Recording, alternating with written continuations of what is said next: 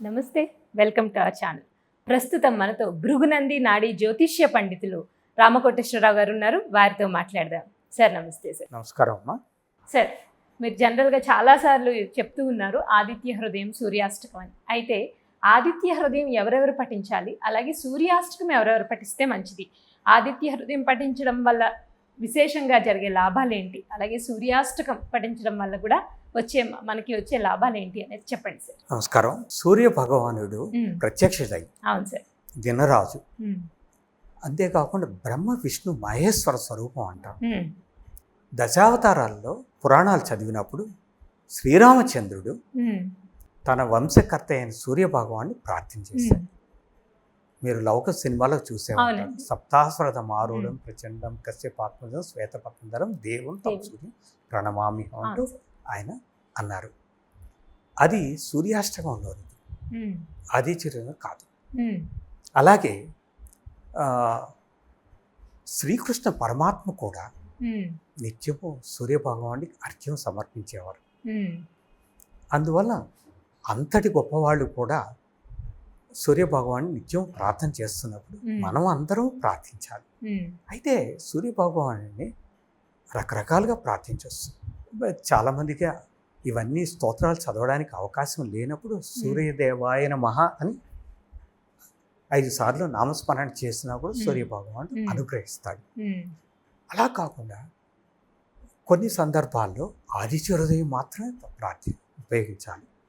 ఆదిత్య హృదయం అసలు మొట్టమొదటి ఎప్పుడు పుట్టింది, ఎవరు చెప్పారు అంటే శ్రీరామచంద్రుడు మహాబలశాలి అయినటువంటి రావణాసురుడితో యుద్ధం చేసినప్పుడు ఆయన బలహీనుడయ్యాడు, నిశ్చేజుడయ్యాడు. మహా తేజస్వి అయినటువంటి సూర్యభగవాను నుంచి శక్తిని సంపాదించుకున్నాడు. సూర్యభగవానుడు మహా తేజస్వి, అది అందరికీ తెలిసిన విషయం. బాగా శక్తిమంతుడు. ఆయన్ని ప్రార్థించితే మళ్ళీ ఈ శక్తి వస్తుంది.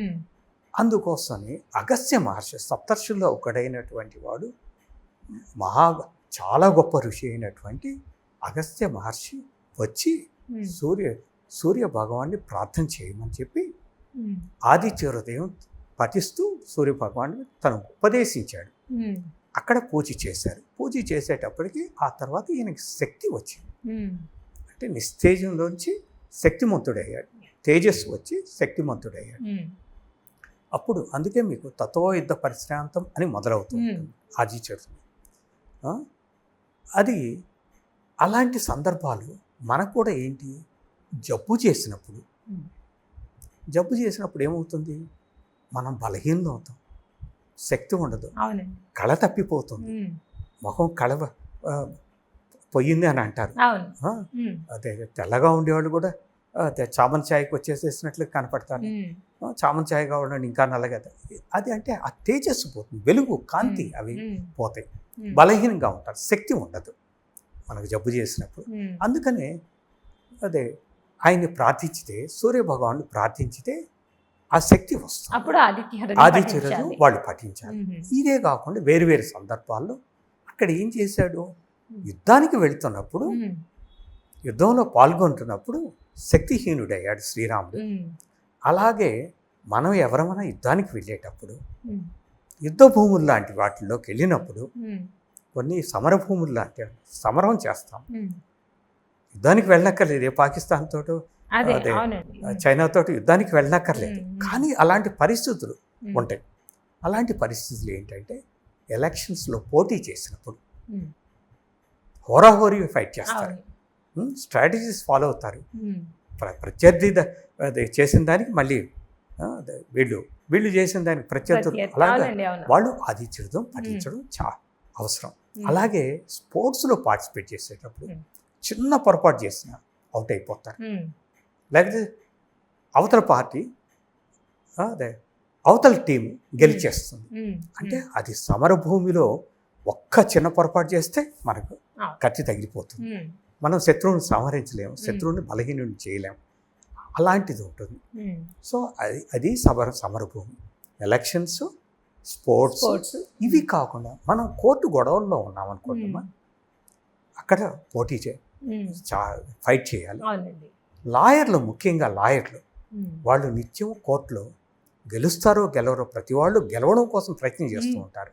వాళ్ళు కూడా అది ఆదిత్య హృదయం పఠించడం మంచిది. ఇక మిగిలిన విషయాలకు వచ్చేసేటప్పటికి ఎక్కడన్నా గ్రహాలు దగ్ధమవుతున్నా, లేదు మనం ఉద్యోగ ప్రయత్నం చేస్తున్నప్పుడు అక్కడ ఉద్యోగం మనకి ఇచ్చేవాళ్ళు ఎవరు? యజమాని తరపు మనుషులు, ప్రభుత్వం ప్రభుత్వాది. ప్రభుత్వ ఉద్యోగం అంటే ప్రభుత్వం ప్రభుత్వాధికారులు.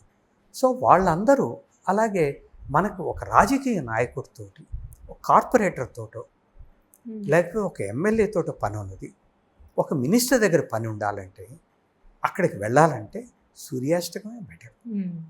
ఆదిత్య హృదయం కరెక్ట్ కాదు, సూర్యాష్టకం పఠించాలి. ఒకవేళ సూర్యాష్టకం మొత్తం ఉద్యోగాలు చేస్తున్న వాళ్ళకి చాలా